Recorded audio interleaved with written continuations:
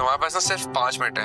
अगर तुम 5 मिनट में बाहर नहीं आई तो मैं जारा की दोस्त सारा से मिलने तुम्हारे घर के अंदर आ जाऊंगा। अगर तुमने एक और लफ्ज अपने मुंह से निकाला ना तो एक लफ्ज बोलने के काबिल भी नहीं रहोगी तुम। मेरी माँ इस घर से भाग। तब्दीली अच्छी चीज होती है, लेकिन इसका मतलब ये थोड़ी है कि बंदे का बंदा ही बदल जाए। सारा क्या हो गया? छोड़ दो, बच्ची है वो यार। बच्ची है ना, इसको कहो बच्ची बन के रहे। अगर इसने मेरे या मेरी माँ के बारे में एक लफ्ज भी बोला ना तो बोलने के काबिल क्या सुनने के काबिल भी नहीं छोड़ूंगी मैं इसे। की बातों से सरमद को ऐसा लगेगा कि शायद उसने उसकी मोहब्बत को कबूल कर लिया है। इसी खुशी के आलम में वो ज़ारा को ये बताएगा कि वो उस घर के सामने खड़ा है और उसे मिलना चाहता है, वो जल्दी से बाहर आए। लेकिन ज़ारा उसे कहेगी कि तुम पागलपन कर रहे हो, मैं बाहर बिल्कुल भी नहीं आऊँगी।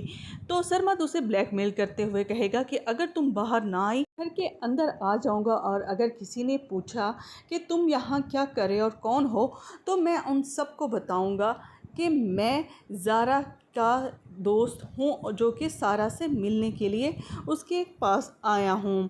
लेकिन सारा ऐसा बिल्कुल भी नहीं चाहेगी कि सरमद उस घर के अंदर आए और उसका कोई हकीकत या उसका कोई भांडा फूट जाए। इसीलिए वो सरमद से मिलने जब बाहर जाएगी तो उसे आदिल भी देख लेगा। दूसरी तरफ नाजी ज़ारा को ये ताना देगी कि वो एक भागी हुई माँ की बेटी है, उसकी माँ इस घर से भाग गई थी और तुमने भी ऐसा ही किया, इसीलिए तुम माँ बेटी में कोई फ़र्क नहीं है। लेकिन सारा को ये सुनकर काफ़ी गुस्सा आएगा और वो रक्षी से कहेगी कि तुम अपनी बहन को समझा लो, अगर इसने अब ऐसा कहा तो मैं इसका मुंह तोड़ दूँगी। तो रक्षी उसे कहेगी कि वो बच्ची है, तो सारा कहेगी कि बच्ची है तो बच्ची बनकर रहे और आइंदा इसने ऐसा